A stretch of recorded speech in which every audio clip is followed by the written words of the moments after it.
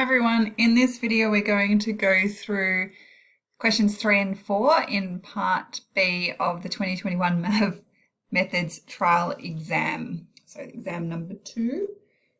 Okay, so question 3. Carlin, the manager of office supplies, is always looking for ways to improve customer service. He found that the waiting time, T minutes for customers to be served, has a probability density function W defined by. All right, so find the expected value of T. All right, so when you're doing the expected value of a continuous random variable, so you would know that given the function, we take the definite integral, so we're going from 0 to 4, and we multiply it by the variable. So most of the examples we've done so far, you're multiplying by x, but because the variable is t, we do multiply by t. So it's going to be t times and then wt. And you don't have to write the function, you can just write t times wt, and then that's with respect to t. All right, so we can do that on the calculator. All right, let's just move this up a little bit so I can see some buttons. Okay. All right, so we're going from 0 to 4, and if you're using x, just make sure you don't write x in your answer. So it might be a good idea just to use t. All right, times and then 3 on 64 times t, and then 4 minus t squared. So just always double check that you've typed it incorrectly. I might actually put a multiplication in there. dt. All right, so it's 8 over 5. All right, so question number 2, find the median value of t, give your answer in minutes, correct to 2 decimal places. All right, so remember the median is halfway. So we don't know what that halfway point is. So we're going to go to 0 to m. So m is your median and your function is wt. So we don't have to write it out again, dt, but we're going to let it equal 0.5 because your median is halfway. So on your calculator, you can just use solve. And because I typed wt up here before, I'm just going to drag that down. Actually, do the whole thing, but I'm just going to get rid of that t, and 4 I'm going to replace that with, okay, I can use x, but I'm just going to use the m. All right, so that is, now with your cursor, remember when you're putting in dt, you've got a little cursor, you do need to move it on to the big cursor before you go equals, so 0.5 comma t. Oh, what have I done wrong? Oh, we're solving for m. It's my fault. So let's just go back and do it with respect to m, not t. Okay, so I've got a decimal answer, and it's okay because we can give a decimal answer. So we've got 2 solutions here, but remember t is between 0 and 4, so m also has to be between 0 and 4. So our solution is the second one. So 2 decimal places, it's going to be 1.54.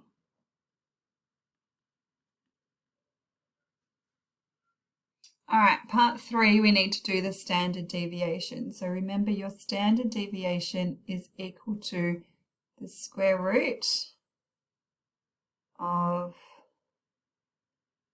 ex, or, oh, hold on, wrong one, ex squared, actually I might just tidy that up a little bit, minus your mean squared. Now, actually, I probably should write t there, not x, because our variable is t. All right, so what we can do is we've already done the mean on the calculator. We did that in part A, but I can just get the calculator back up.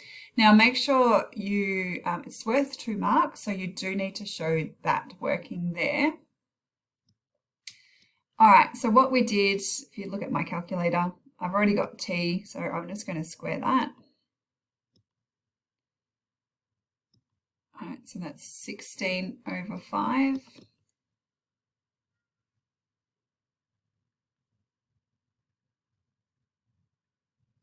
And then minus the mean squared, so that's going to be, so it's 8 over 5, so when we square that, it's 64 over 25, and we're taking the square root of that. So we can just do that on the calculator. Now just make sure your radical, your square root sign goes over everything. All right, so the first one, 16 over 5 minus 64, oops, 64 over 25, so 4 over 5. Now, do take note of whether it asks for decimal places, which part 2 did, but in part 1 and part 3 doesn't, although you do have terminating decimals. So if you did write 0.8, that's fine, okay, because that's the same as 4 over 5, but just be careful with, it's just easier to leave it as a fraction, to be honest. All right, Carlin introduces a customer self-service option and finds that the menu waiting time is halved. The waiting time T minutes for customers to be served now has a probability density function W defined by. Find the values of A and B. All right, so let's get some information from our question. So the mean waiting time is halved. So that's important. We're just going to have to halve the mean. And we've got two unknowns, A and B. So we need to set up two equations. So the first one, we know our probability density function is equal to 1. So we're going to go from 0 to B, and then our function, so I can just write W1t, dt is equal to 1. And then our second one, we're going to have the mean waiting time is halved. So if I'm going to do the mean, going from 0 to B, and t times W1t is giving us the mean. Before, the expected value, or the mean, was 8 over 5, and we just need to halve that. So that is going to equal 4 over 5. All right, so we've got two equations now that we can solve. So we can do that on the calculator. All right, so our first one, our definite integral.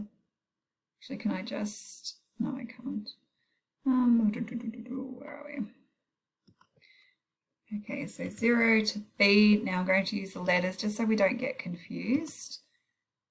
And then our function is AT, so just do A times T, otherwise it's going to see the variable as AT, not A times T, times B minus T squared.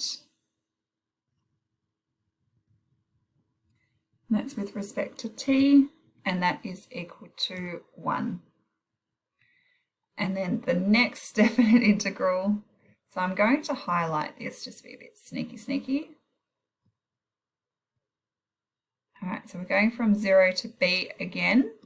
This time we're doing the expected value, or the mean, so I'm going to multiply by T, and that is equal to half the expected value before, so it's going to be 4 over 5, which I've already written on the screen, 4 over 5, and we're solving for A and B, so A comma B. And, oh, where have I gone wrong? So it hasn't given me my answers. Let me just try this. Okay. Now, I didn't change that cursor, I don't think. Actually. So let's see if it works now. 5. we're going to pause and see where it went wrong. All right, so the error I made, and I picked this up before, you do need to put a multiply between your variable t and your bracket. So I went ahead and just put that in, and then it worked. So usually with x and y, we don't have to do that, but when you introduce other letters, yeah, just multiply. It doesn't like you leaving multipliers out. Okay, so a is equal to 3/4 and b is equal to 2. So by what percentage was the standard deviation reduced? All right, so remember our standard deviation formula up here. So let's just work that out on the calculator. Okay, so I'm going to, so our mean is 4/5. We already know that, but we got to do, all right, I'm just going to drag that down. All right, so B was 2, so I'm going to change that to 2. A is 3/4. And we're doing t squared because we're calculating ET squared for our standard deviation. Just make sure the rest is all right. B is in there again, so I'm going to change that to a 2. Okay, so it should be fine. So that's 4/5 also. Let me just make sure that's all correct. T squared 3/4 times t 2 minus 2. Okay.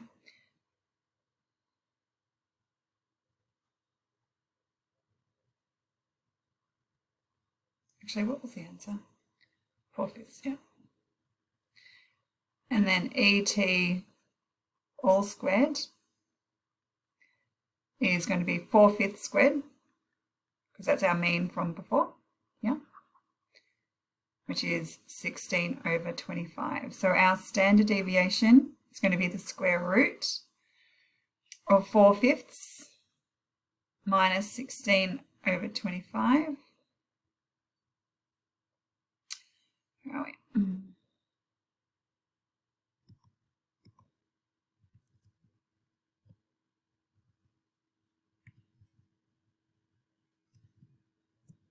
So we get 2/5. So our standard deviation before was 4/5, and now it's 2/5. So it's been reduced by 50%. It's halved. So we needed a percentage, so we can't say half, we've got to say percentage, so 50%. And that was only worth 1 mark, so 50% is fine. All right, moving on. So Carla noticed that their 9 kilogram EcoStore laundry powder was not selling. A customer survey revealed that the most common complaint was that less than 9 kilos of laundry powder was found in the container. Carlin rang the factory that supplies the laundry powder, and they claimed that at least 80% of their 9 kilogram EcoStore laundry powder containers weighed more than 9 kilos. At least. Okay. So Carlin organised quality control inspectors to visit the factory. They decided to take a random sample of 1,000 containers, and they found that 860 of them weighed at least 9 kilos. So we've got a lot of information in this question. Find a 95% confidence interval for the proportion of containers that weighed at least 9 kilograms. Give your answer correct to 3 decimal places. Okay, so remember, when you're looking at the confidence interval, it is on your bound reference, and 95%, I think it was 1.96, is what your value of K is. So I think on the formula sheet they use a different letter for K, but I'll get the textbook out and show you what I'm referring to. All right, so there we go, 95% confidence interval, it is 1.96. So on your formula sheet, let me just scroll down the bottom, you have this rule. They don't use K though, I can't remember which letter they use. But that value of K you can actually calculate on your calculator. So what we just do is inverse normal and just keep it as a standard normal, but you need to change to center, and You probably can't see that screen, so I'll just go down. So we're doing 0.95. We did a question before with 0.90. Okay, so you can see there we've got 1.96.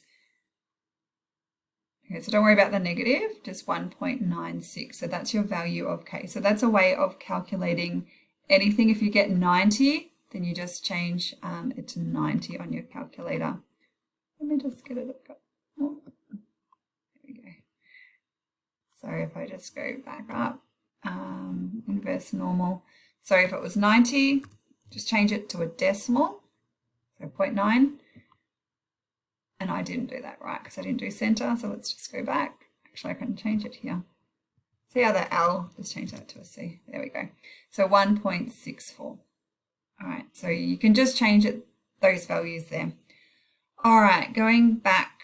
So we use this to calculate the confidence interval. So let's just go, oops, wrong one. Sorry. Just find the right thing. Okay. So we want, when we're doing the confidence interval, we do need the value of p hat and the mean and the standard deviation. Okay, so make sure you get all those bits of information from the question. All right, sorry, you only need p hat and n, not your mean and standard deviation. So we know that 867 out of 1,000 were a part of the sample. Okay, so your sample proportion is 867 over 1,000. And if we just change that to a decimal, it's 0.867. All right, so we can substitute it into this formula, all right, to get our confidence interval. So you can see you've got brackets and a comma in between. So you've got a lower limit and an upper limit. Okay, so just make sure that you include both. Okay, go back. All right, so we're going to have 0.867 minus, let's try to remember it, K, okay. So, whoops, wrong one. K is 1.96 times the square root of 0.867 times 1 minus that, so quickly do that on my calculator. Well, a very noisy plane goes overhead. 867, so 0.133. Actually, what I might do is just do plus or minus here. And then we'll write the answer, so we don't have to write it twice. And then over n, which is 1,000.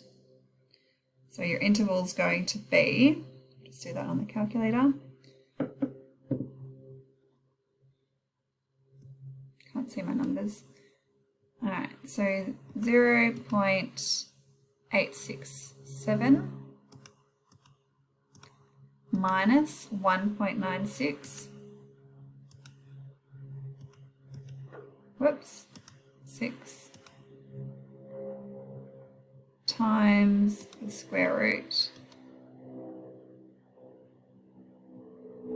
0.867 times 0.133, and we're dividing that by 1,000. All right, and just want a decimal answer. It'll probably give us a decimal answer anyway. All right, so 0.8, let's make sure I've typed everything in correctly. And how many decimal places? 0.846.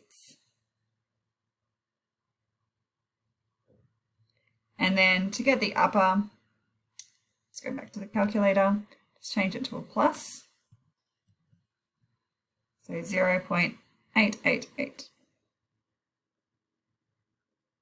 All right, so don't forget your brackets and a comma in between. All right, part 2. So according to the 95% confidence interval, is the factory misleading office supplies?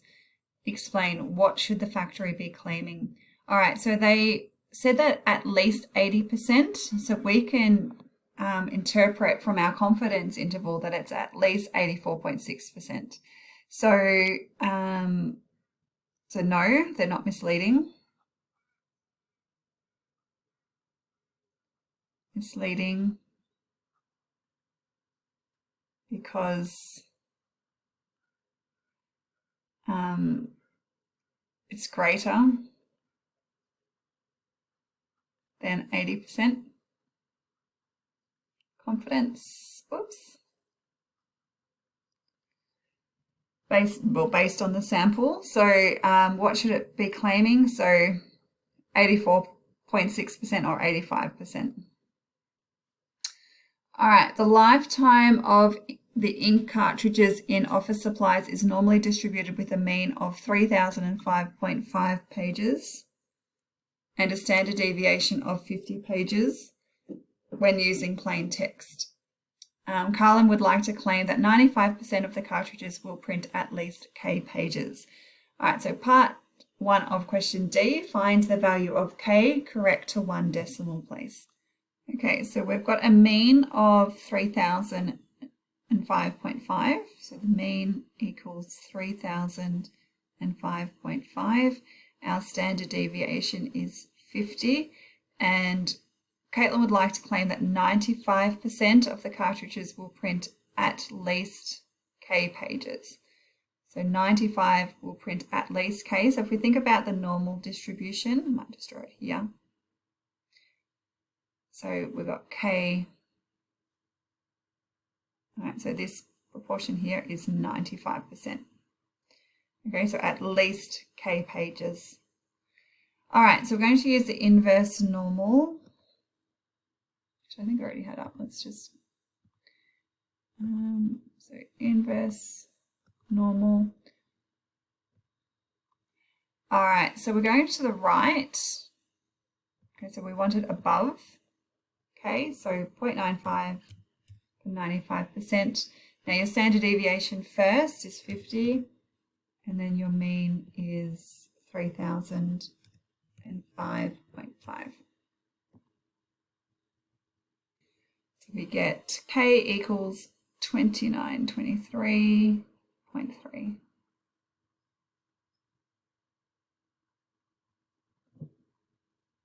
Right, part 2, a company buys 5 cartridges. That's important. What is the probability that more than 3, so more than 3 of them will print at least 3030 pages? Give your answer correct to 4 decimal places. All right, so we're going to use the binomial distribution, but we do need to work out our probability first. So because it's normally distributed, we're going to use the normal distribution. So continuous normal CDF. Oops, come on. All right, so our lower limit, so we want more than 3. Now, with normal distribution, it doesn't matter if you have your lower limit as 3. Sorry, I used the wrong value. So that's going to be a part of our binomial distribution, but the condition is we want at least 3030 pages. Okay, so this should be 3, so at least 3030 pages. Our upper limit with a normal distribution, you're always working with either negative infinity to infinity. Our standard deviation is 50 and our mean is 3005.5. Okay, so that's going to be our value of P, 0.312. We're going to just copy and paste it anyway, but we'll just put it down there. Okay, so we want at least 5 cartridges.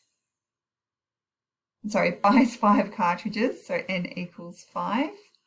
We want the probability that X is more than 3, so greater than 3. So our lower limit is 4 and our upper limit is 5. Okay, so just be careful because when we're doing the normal distribution, it doesn't matter about including the value. So it says at least anyway. But when you're doing binomial, we want more than 3. So our lower limit is 4 and our upper limit is 5. All right, so let's go to the binomial. So our lower limit is 4, upper limit is 5, the number of trials is 5, and I probably should have copied and pasted that probability. So I'm going to do that now. So I'm going to copy it, so you could just highlight it and press this button here to copy it. All right, we'll go back and do it again.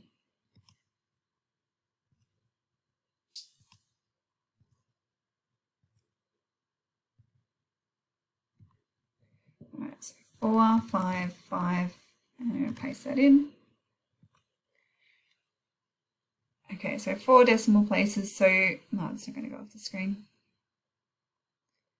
0.0356.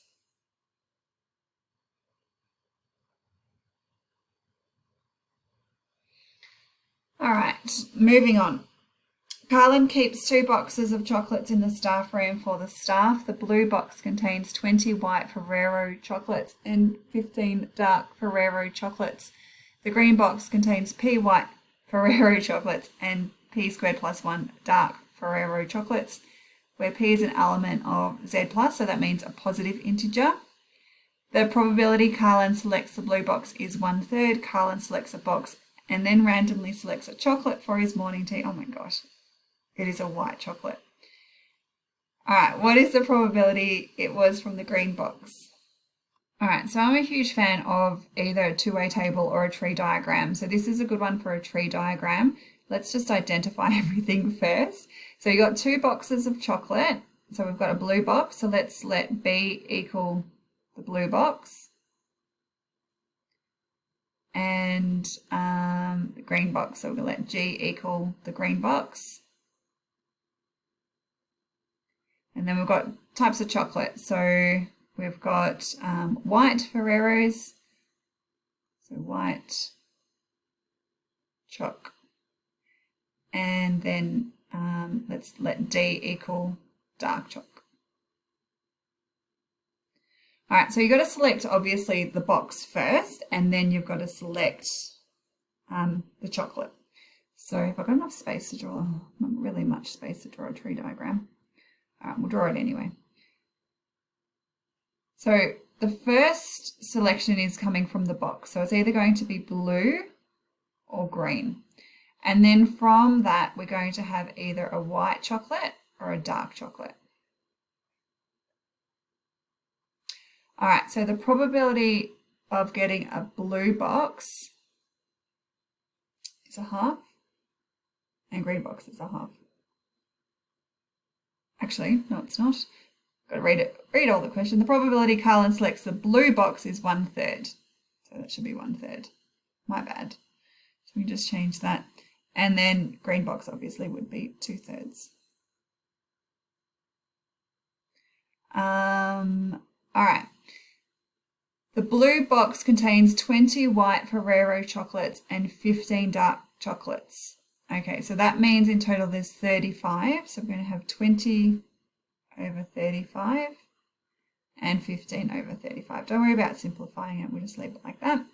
The green box contains P white Ferrero, so this is going to be P, and dark is going to be P squared plus 1. All right, so we've got all the information there. What we want with the question is the probability. What is the probability it's from the green box? So probability that it's a white chocolate, given that it was from the green box. All right, I just didn't do the totals for this. Actually. So we've only got P white chocolate, so I didn't do P out of the total. So it's P over P for the white plus the dark P squared plus 1. And then this one should also be P plus P squared plus 1. Because the P and the P squared plus 1 were just how many chocolates. We needed to do the percentage there. All right, the probability white, given it was from the green box. So we want the probability of white and green over the probability. All right, sorry, these should be around the other way. Green, white. Okay, because we know it's come from the white. It's a white chocolate. Okay, so green box and white chocolate. So green, white, so it's going to be 2/3 times P over P plus P squared plus 1. So remember when we're looking at the different outcomes, so GW is what we want, green and white. So we just go along the branches, so 2/3 times P over P plus P squared plus 1. All right, then over the probability that it's white, so we can have blue box and white. So let's do that. So 1/3 plus 20 over, oops, not plus, times 20 over 35. So that's one outcome, and the other outcome is green and white. So that's what we just did before. Should make sure that goes all the way.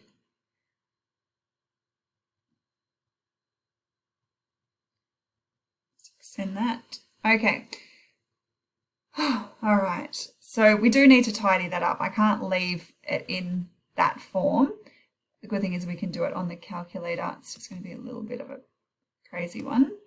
So 2/3 times P, I'm hoping that the calculator can do it, plus P squared plus 1. So that's what we've got on the numerator, and then on the denominator, we're going to have 1/3 times 20 over 35 plus, and then the other probability, I'm just going to drag it from the top because it's exactly the same. Just make sure it's all written correctly and want it in standard form. All right, so there we go. It's very long.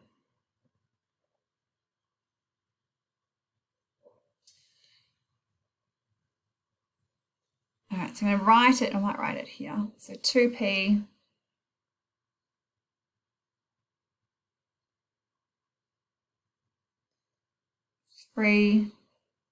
P squared plus P plus 1 times, I might just do it under here, 2P, I'm going to run out of room, 3P squared plus P plus 1 plus 4 over 21. All right, so not ideal, but you can see on my calculator screen what it is. Probably should have written it somewhere else. Okay, what is the maximum value the probability in part E, part 1 can have? All right, just before I move on, I noticed that the answer, they've got a lot, their answer is a lot more simplified than mine. So I went onto the calculator and tried to simplify it. So I can kind of see here how it can be simplified. So I just did factor on the calculator, which simplifies it obviously a little bit more, but I really should have played around with it a little bit more and simplified it. And even having a fraction on your numerator or denominator, you shouldn't have. So I should be just playing around with that a bit. But anyway, let's move on. So what is the maximum value the probability in part E can have? All right, so I'm going to take this and copy it. All right. So if we can do maximum, I did do P. Actually,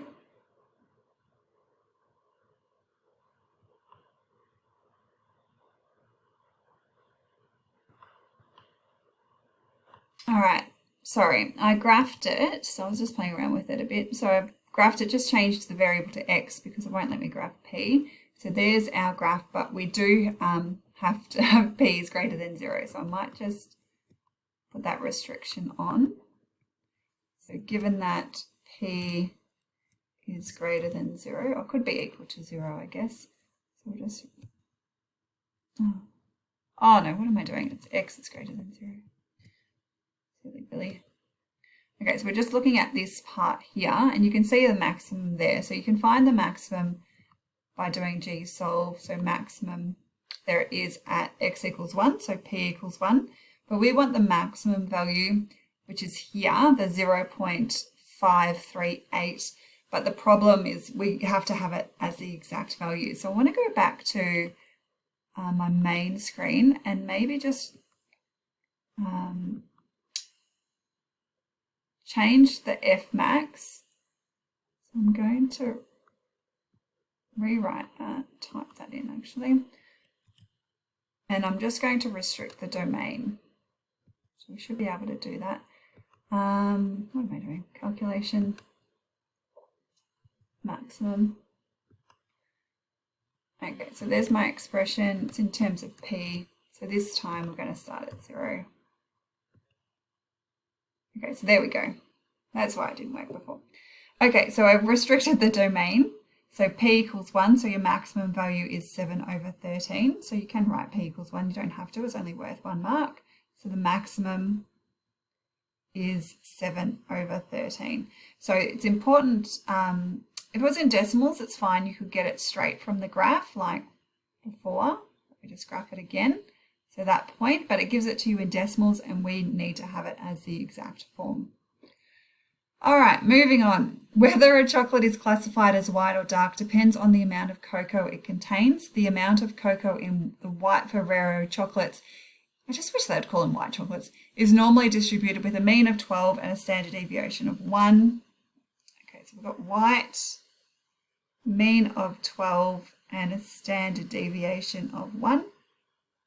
The amount of cocoa in the dark is also normally distributed with a mean of 15 and a standard deviation of 2. A chocolate is classified as white if it has less than B grams of cocoa and it's dark otherwise.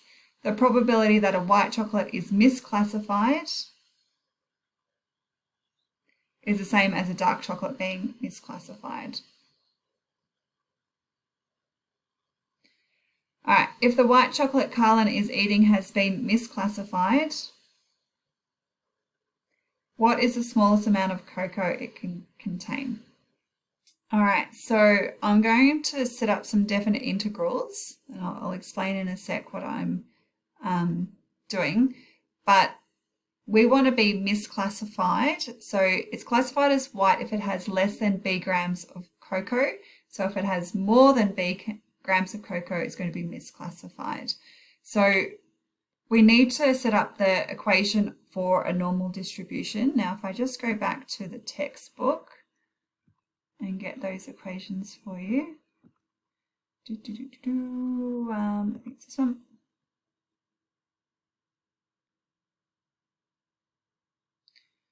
All right, so remember, that was a standard normal distribution. Okay, for your normal distribution, we're just going to substitute in the mean and the standard deviation into this equation.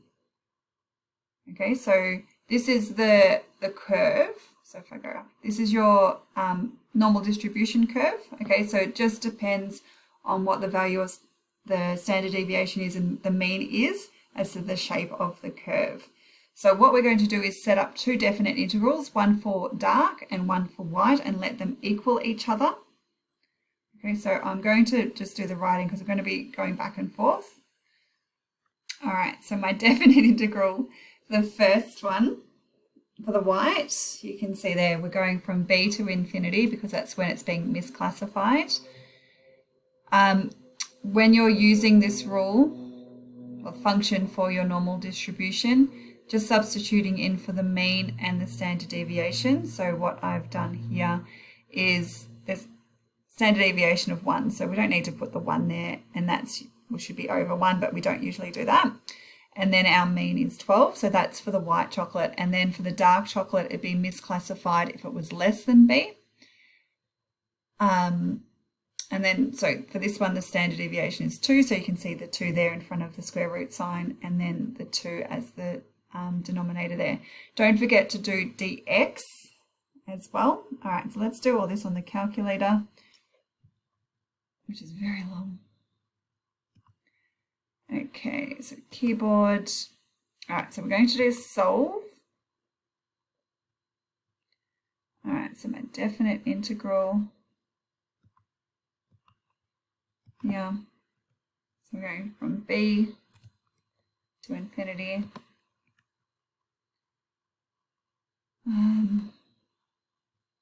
So time consuming. 1/2, so square root of 2 pi, 2 pi times e to the power of -1/2, and then x minus 12 all squared, and that's with respect to x. Move your cursor, that is then equal to, and I'm just going to copy and paste it.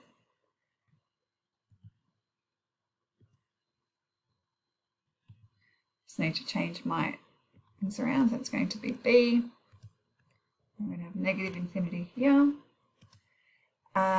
Standard deviation is 2, and this is going to be divided by 2. Oops. If I can just do that. Beautiful. And your mean was 15, so I need to change that to 15 as well. Also dx. So comma, we're solving for b. All right. Don't know where I've gone wrong. So I'm going to just have to check where I've gone wrong. All right, so checking the solutions, I need to change this to b. And this should be b, not x. So that's d, db, db. All right, so I'm going to change this to b. We'll see how that goes. And so I need to do db and change this to db as well. Oh, God.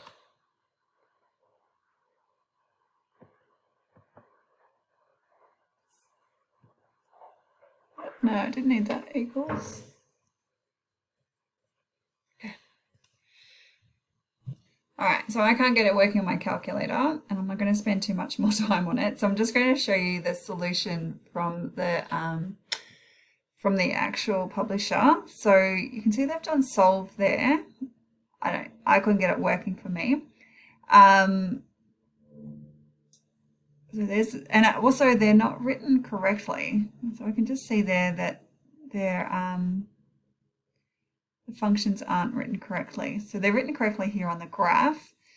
Now let's maybe try using solve. So the second part, solving for normal CDF. Don't know why they've done it twice. 12(1), probably so we can see it. Okay, so let's try that. So let's go to solve. All right, so normal.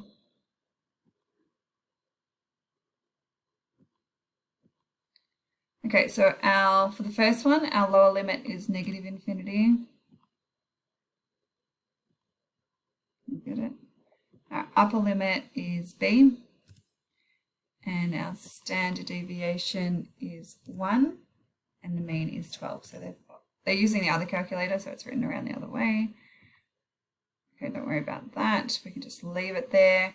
Is equal to, now I'm just going to highlight this. Put it here. All right, so it's going to be from b now to infinity. And our standard deviation was 2, and our mean is 15. And we're going to solve for b. So comma, b. Oh my God. Okay. Oh, b equals 13. Beautiful. Okay, so that was probably an easier option. I don't know what I did wrong with the previous one, but that was quite good. So even though it didn't work when we did our normal CDF because we had our upper limit in terms of b, but because we're solving the equation, you can do it that way. So that's good. All right. B equals 13. That was a headache. Oh my gosh.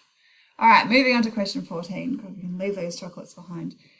The graph of y equals f of x equals blah, blah, blah is shown below.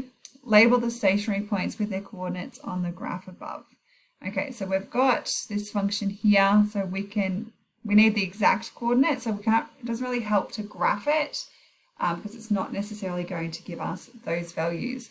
So what we can do is go to function maximum. So min and max. So we've got 3 stationary points. It looks like, actually, we could probably do some from just looking at this.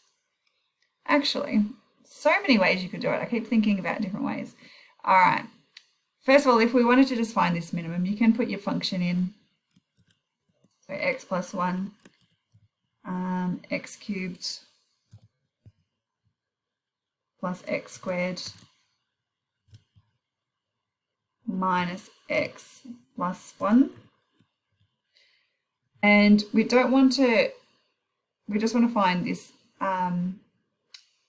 turning point between -2 and -1. So I'm going to just do -2 to -1, just so we just focus on that point.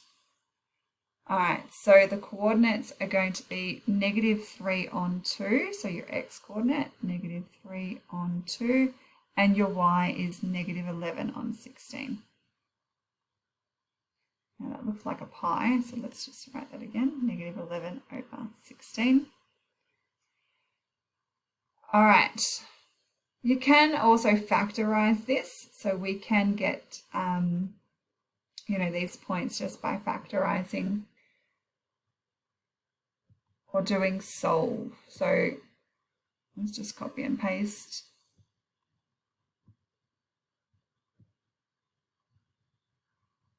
Actually, we need to take the derivative.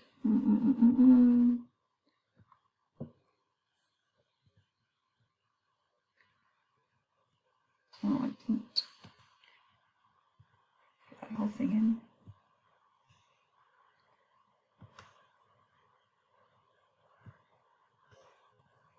Okay, just make sure that's correct.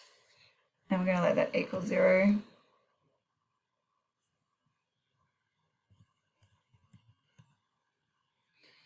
All right, so we've got another one at x equals 0. So we already did -3 on 2. So when x equals 0, so I can just highlight this and then do, given that x equals 0, so it's 1.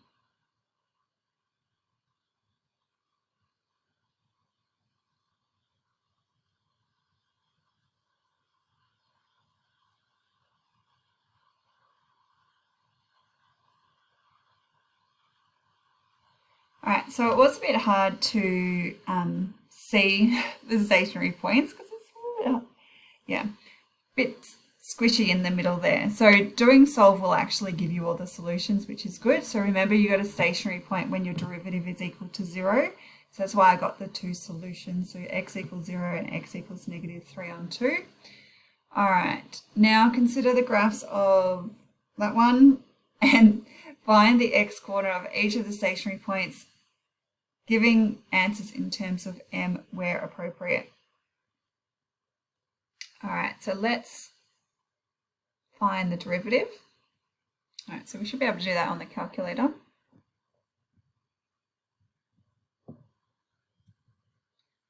All right, so x plus 1 and x cubed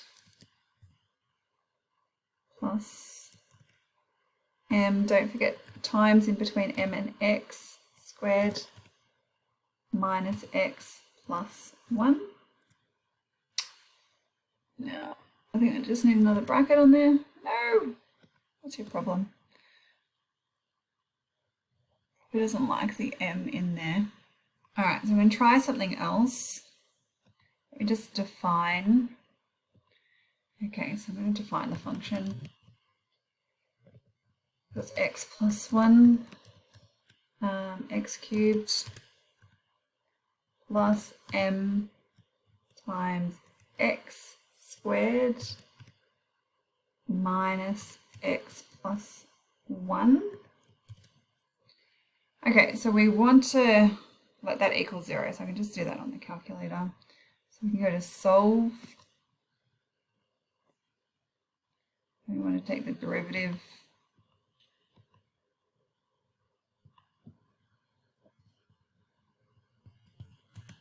And then let that equal 0. Let's just see what happens. Okay.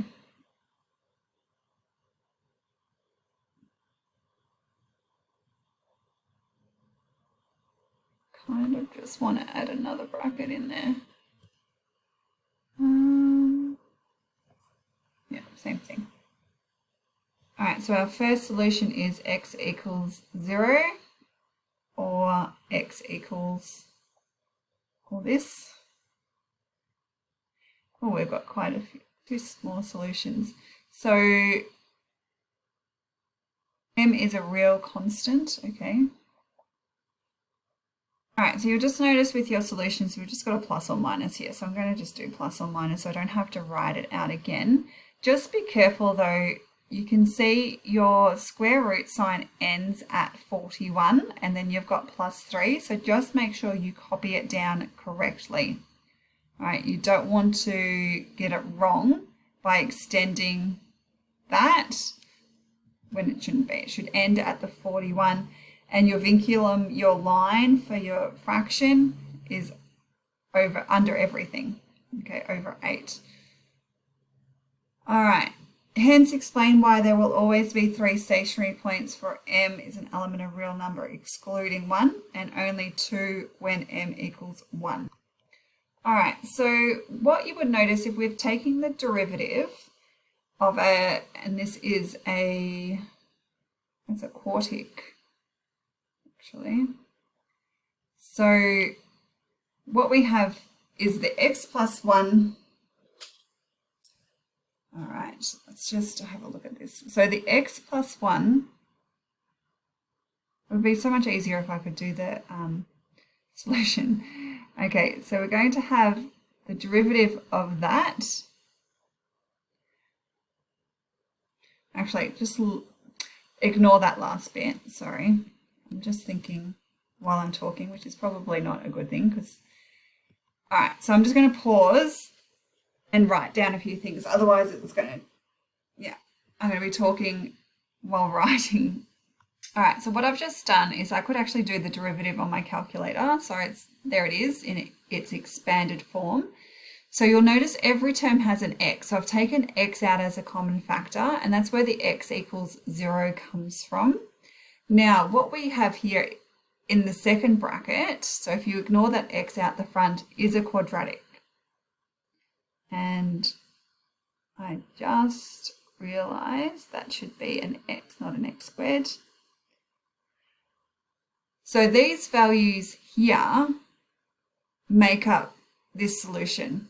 All right, and you can see it's kind of like the quadratic formula. And if I go to the solution here, you can see that it's substituted, it looks like the quadratic formula, whereas mine, because I did it on the calculator, it's slightly different. Now, basically what we want is whatever is underneath the square root sign is your discriminant. So your discriminant is equal to 9m squared minus 14m plus 41. All right, so that's what your discriminant is. So it's got 3 stationary points for m is an element of any real value excluding 1. Now, we already have a stationary point here at x equals 0, so that's 1 stationary point. Your other 2 come from this part here. So we have 2 solutions when this is greater than 0. So let's just solve that. All right, I don't know where I got up to because I've been doing a bit of thinking. So just solving on there, x equals x. So that, well, I had before m, but then I changed it to x. So that could be any value. But let's see what happens when m is equal to 1. Okay, so m can be any real value. But when m is equal to 1, we're doing our solution up here, x is equal to, so if I just go to my solution up here, let me just scroll. Oh, the whole thing. All right, I'm going to copy that down. All right, so that was one solution. Remember we had plus or minus, so we're going to go given that m equals 1. And we get 0. Okay, so when m equals 1, x equals 0, which we've already got a solution. So m can be, I'm just wondering where I can, okay, so when m is any real value excluding 1, solutions are x equals 0 and what we had above.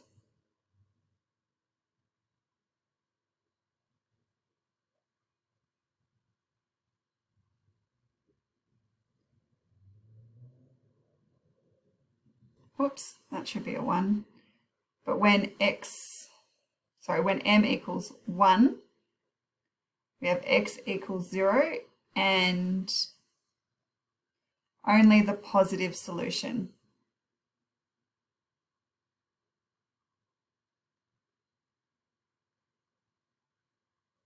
From above, because when, running out of room, when m equals 1, the negative solution is x equals 0. So you can see here what I've just done. I've changed that to a plus, but if I change it back to a minus, we get x equals 0. So we've already got x equals 0, so we can't have both of them, but when I change it to a plus, we get the solution -3 on 2. Okay, so that's why you only have 2 solutions. All right, hopefully we're nearly done. This is a long exam. Question D, for what values of m will there be 2 negative x coordinates in the turning points? All right, so for what values of m will there be 2 negative x coordinates in the turning point? So we're going to use solve. All right, so on the calculator we just do solve. So I've got the solution there with the minus, okay, not the plus one, and we're going to let that equal, be less than 0 because it has to be negative. So it's going to be negative when m is greater than 1. And I could write all that out. Oh, what am I doing? M is greater than 1. So I could write all that out here, but yeah, I'm not going to because I don't have time. State the nature of the stationary points at 0, 1 for the different values of m. All right, so we can't graph it because we're in terms of m, but remember I defined it before f of x here. So I'm going to go down and just do different values of m. So we're going to do f of x given that m equals 1. So there's that equation, and we can just look at an equation when m is greater than 1. So we can just choose maybe 10. Don't know whether that's going to be too big. And then we want one that's less than 1, so we can just do -10. So what we can do is look at what is happening to our stationary points for all these. So I'm going to graph them.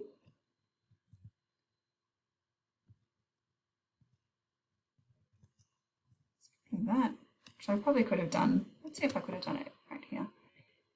M equals 1. All right, so there it is. Cool. So I didn't have to do all those separate functions. So you can see there's our stationary point there. I might just need to zoom in a bit. Just drag down. So it's a stationary point of inflection. So when m is equal to 1, we have a stationary point of inflection.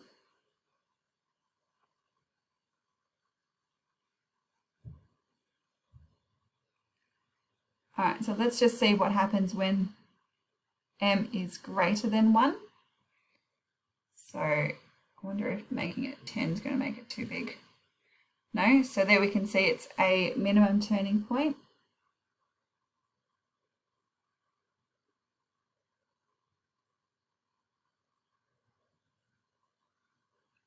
And then when it is less than 1, so we'll make it -10, it is a maximum turning point. So when m is less than 1, we have a maximum turning point.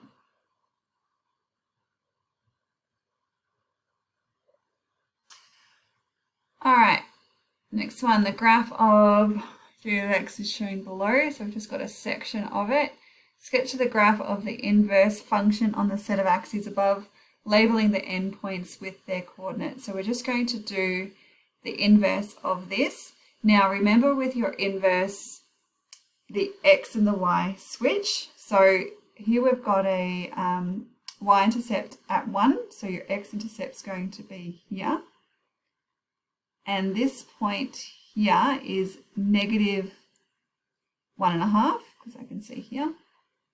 And its corresponding y value we can probably easily sketch. So we'll go to -1.5 is down here, and that is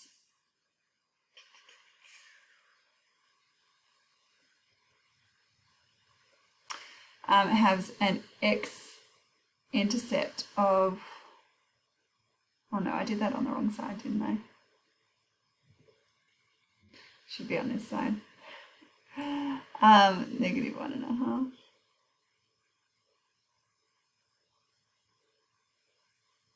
Okay, so here. Alright, and it's crossing there. So it's a bit hard to draw, but it's kind of like the mirror reflection along the line y equals x. So if you think about a diagonal line going through here, okay, it's just going to be reflected. So it kind of goes out. Oh God, that's terrible. Out, then in, and across. All right, so you'll be looking at these important points here. So we do have to label, sketch the graph on the set of axes, labeling the endpoints with their coordinates. So this endpoint here would be 1, 0. And this endpoint here, now I will need to do that on the calculator. So I know the y coordinate. Actually, what we can do, okay, so I've got the graph here, so I can just go trace. So when x is equal to -1.5,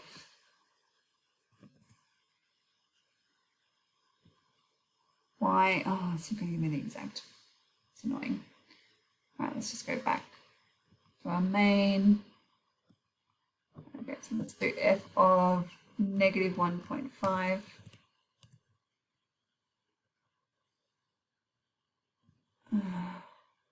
Now it's let m equal 1, I think. So given that m equals 1, -11 on 16, just going to make sure m is 1.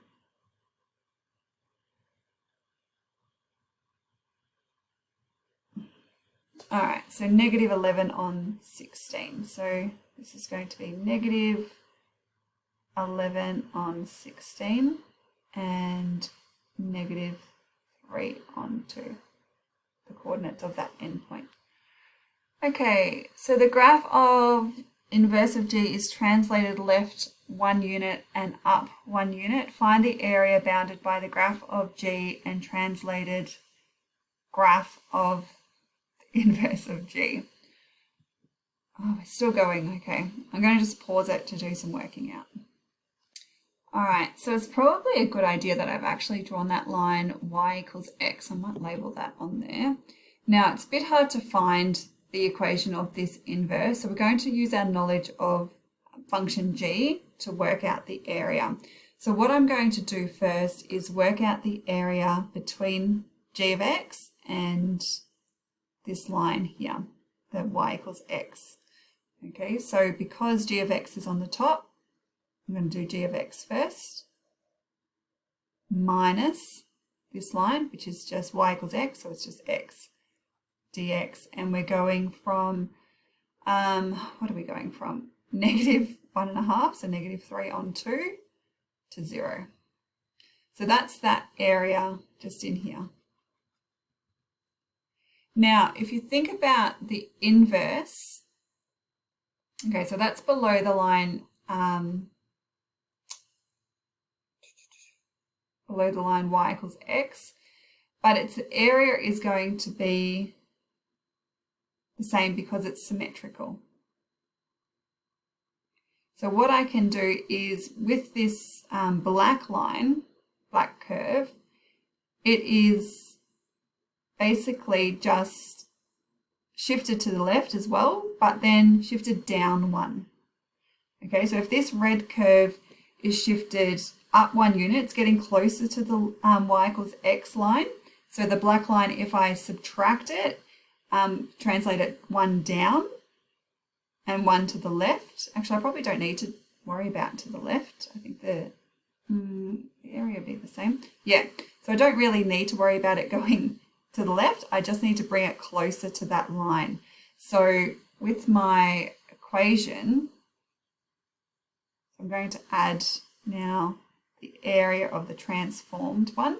So it doesn't matter about my units. I'm just going to still use negative 3 on 2 to 0. But this time we've moved closer to the graph. So it's going to be g of x. So it's moved down 1, minus 1.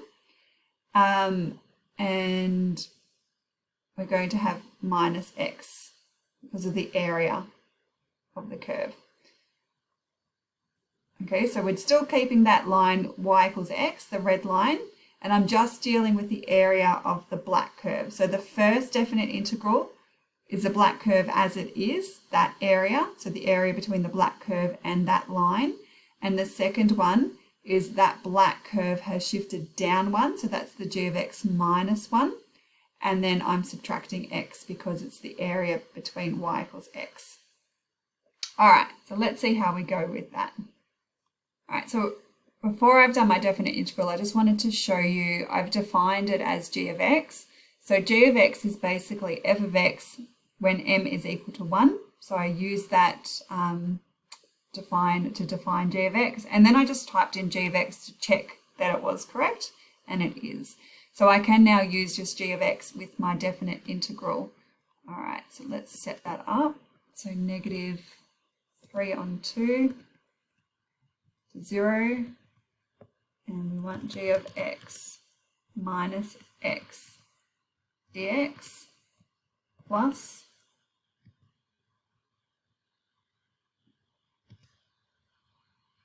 negative 3 on 2, 0, g of x minus 1 minus x dx. All right, so 69 over 40. I do hope that is correct because the publisher did it a different way. All right, I did have the wrong answer, so let me just see if I can delete some of this. Okay, so partially it was correct, but I didn't take into consideration that these two graphs would actually intersect at -1. So you can notice on my screen here, on my calculator screen, my lower bound is not -1.5, it's -1. So those these two graphs actually intersect at -1 because of that translation. So when we're doing that translation, I might just scribble this out.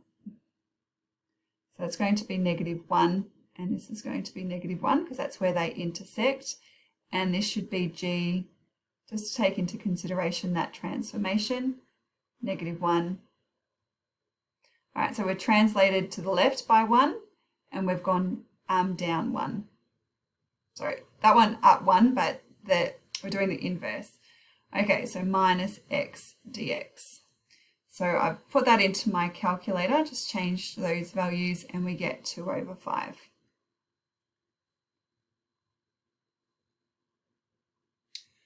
All right, find the equation of the tangent line to the graph of G where the gradient is a maximum. All right, so let's focus on, first of all, with the graph of G where the gradient is a maximum. So I've already defined G, so I'm going to just find the gradient function. All right, so there it is, and we want the maximum of the gradient function. Okay, so I can just then highlight that, copy, and we can go to, let's just go there.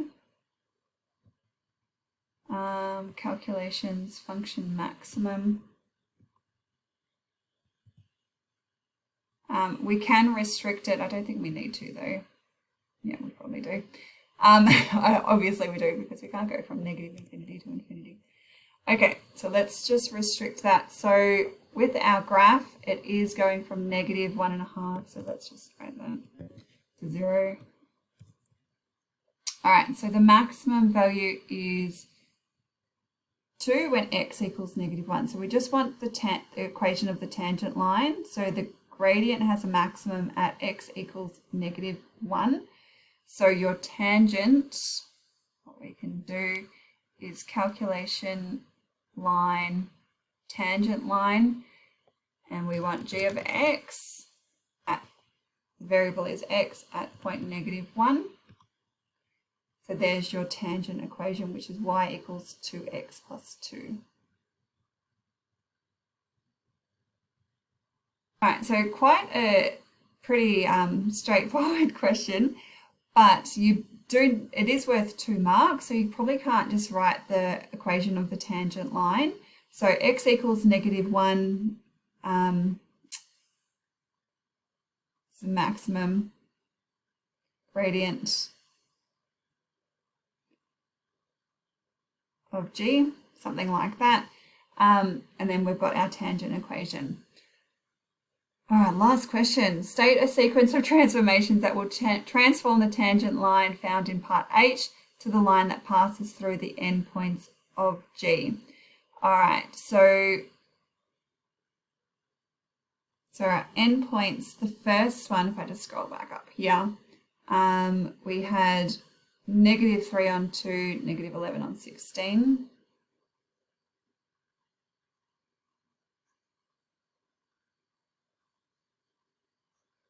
It's 11. And the other one was 1, 0. All right, so we do need to find the equation of the line that goes through these 2 points. All right, so I'm just going to do it a lazy way.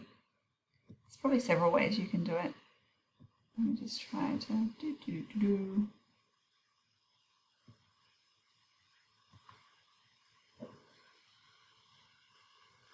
All right, so the first one, y equals -11 on 16 equals m, your gradient, times x.